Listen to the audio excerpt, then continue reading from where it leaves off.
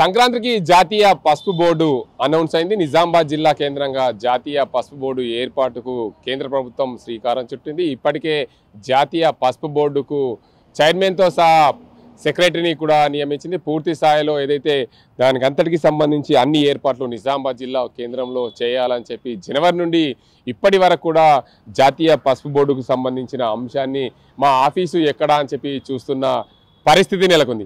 ఏదేమైనప్పటికీ రాష్ట్ర ప్రభుత్వంని గత కొన్ని రోజులుగా మాకు భవనం కావాలి అని చెప్పి అడిగిన నేపథ్యంలో ఎట్టకేలకైతే రాష్ట్ర ప్రభుత్వము నిజామాబాద్ రూరల్ ఎమ్మెల్యే క్యాంపు కార్యాలయాన్ని కేటాయించింది. ఆ క్యాంపు కార్యాలయంలో ఉన్నాం మనం. ఇక్కడ పూర్తిగా అవినీతి అడ్డాగా మారింది. అంటే ఆ అసాంఘిక కార్యక్రమాలకు అడ్డగా మారిన ఈ భవనం చూడొచ్చు. ప్రైవేటు వ్యక్తులు కూడా ఇందులో వాడుకుంటున్న పరిస్థితి నెలకొంది. ఇక్కడ మనం చూసుకోవచ్చు, ప్రైవేటు వ్యక్తులకు సంబంధించిన ఓ షోరూంకు సంబంధించిన వాహనాలు ఇందులో పార్కింగ్ చేయడం, దీనికి అంతటి కూడా ప్రాధాన్యత మనం చూసుకోవచ్చు. వార్తల్లో చూడొచ్చు, మన ముందే వారందరూ కూడా బైక్లు తీస్తున్న పరిస్థితి నెలకొంది. ఏదేమైనప్పటికీ రాష్ట్ర ప్రభుత్వ భవనము R&Bకి సంబంధించిన బిల్డింగ్ ఇది.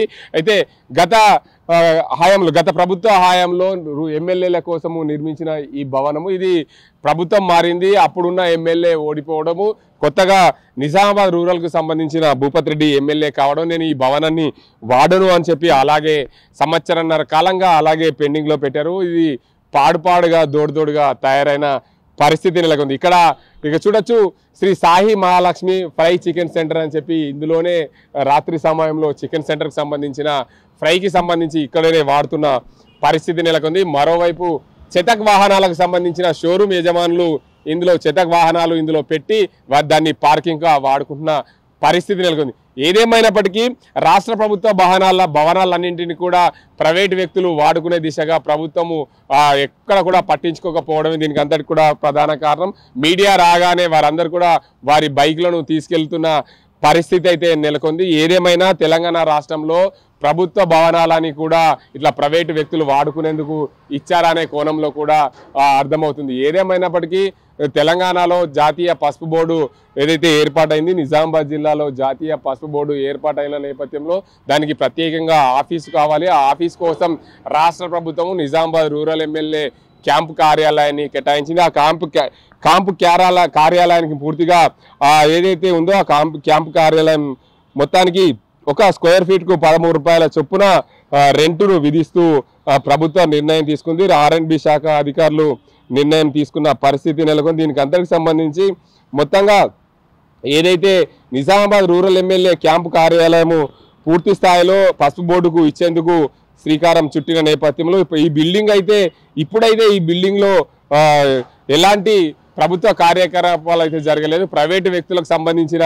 కార్యకలాపాలు నిర్వహిస్తున్న పరిస్థితి నెలకొంది. ప్రభుత్వ అధికారులు పూర్తి స్థాయిలో దాని నిర్వహణ సరిగా లేకపోవడమే ప్రధాన కారణం అని చెప్పొచ్చు. మరోవైపు ఈ బిల్డింగ్ పూర్తిగా 4052 స్క్వేర్ ఫీట్లు ఉంది. ఒక్కో స్క్వేర్ ఫీటుకు 13 రూపాయల చొప్పున ప్రభుత్వానికి చెల్లించాలి. మొత్తంగా ఒక నెలకు 52,676 రూపాయలు టర్మరిక్ బోర్డు, జాతీయ నేషనల్ టర్మరిక్ బోర్డు దీనికి అంతటికి కూడా రాష్ట్ర ప్రభుత్వానికి R&B శాఖకు చెల్లించాల్సి ఉంటుంది.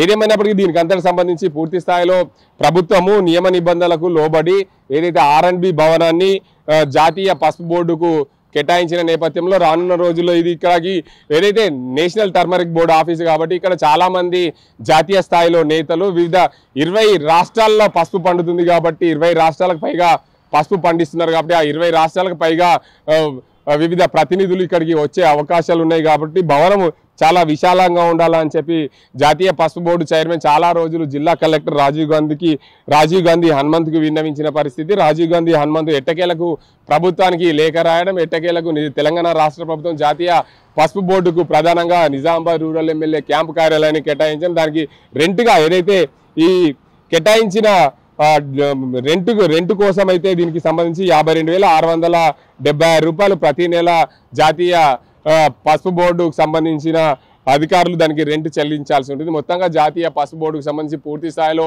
ఈ భవనం ప్రజలకు అందుబాటులో వస్తే రానున్న రోజుల్లో పసుపుకు మంచి రోజులు వస్తాయి. పసుపుకు సంబంధించిన ఏదైతే సైంటిఫిక్గా కానీ దానికి అంతకు సంబంధించి అన్ని రకాల ఉత్పత్తులు మెరుగుపడతాయనే ఉద్దేశం మీద ఈ జాతీయ పసుపు బోర్డు ఆఫీస్ని అయితే కేటాయించింది. అప్పుడు జాతీయ పసుపు బోర్డు ఏర్పాటైన క్రమంలో 2 నెలల పాటు స్పైస్ బోర్డులో ఉండాలి, 2 నెలల తర్వాత దీనికి ఆఫీసు కేటాయిస్తామని చెప్పి అప్పుడు జాతీయ పసుపు బోర్డు నిర్ణయం చేసినప్పుడు అందులో పొందుపరిచిన అంశాలు ఇవి. ఎట్టకేలకు జనవరిలో జాతీయ పసుపు బోర్డు అనౌన్స్ అయింది.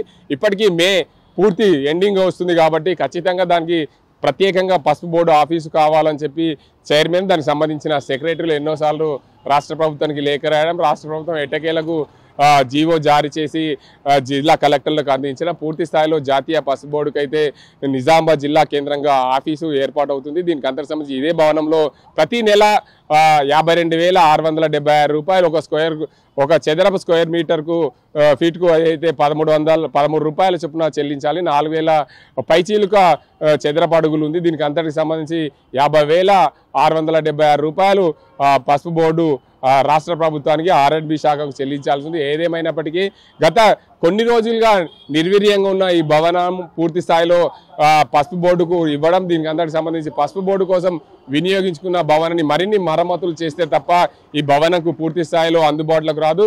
ఏదైతే ఈ భవనం నిర్మాణం జరిగిన అప్పటి ఎమ్మెల్యే బాజిరెడ్డి గోవర్ధన్ ఇందులో క్యాంప్ ఆఫీస్గా నిర్వహించారు.